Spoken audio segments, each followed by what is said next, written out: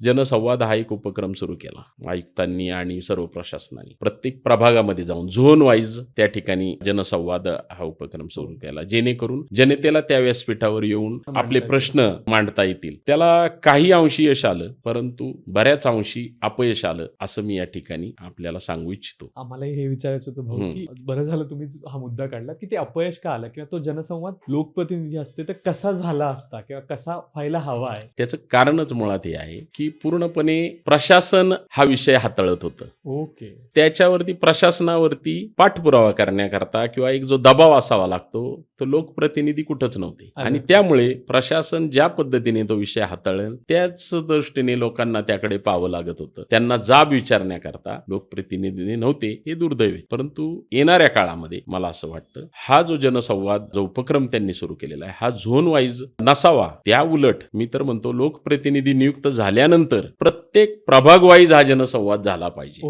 त्या प्रभागातील जनसंवादासाठी निवडून आलेले लोकप्रतिनिधी आणि प्रशासनातील अधिकारी ह्यांनी सक्तीची उपस्थिती त्यांची त्या ठिकाणी असली पाहिजे. जसं सर्वसाधारण सभेमध्ये महापालिकेचा एक नियम आहे की लागोपाठ 3 सर्वसाधारण सभा जर सदस्य अनुपस्थित राहिला तर त्याच्यावरती कारवाई करण्याचा कायद्याने अधिकार आहे. तोच नियम प्रभाग पद्धतीमध्ये सुद्धा मला वाटतं कायद्यात दुरुस्ती करून किंवा कायदा नवीन बनवून अंतर्भूत करावा व त्या ठिकाणी प्रशासकीय अधिकाऱ्याला सुद्धा सक्तीचं करावा. हा नियम फक्त लोकप्रतिनिधीसाठी नसावा, प्रशासकीय अधिकाऱ्यांना सुद्धा.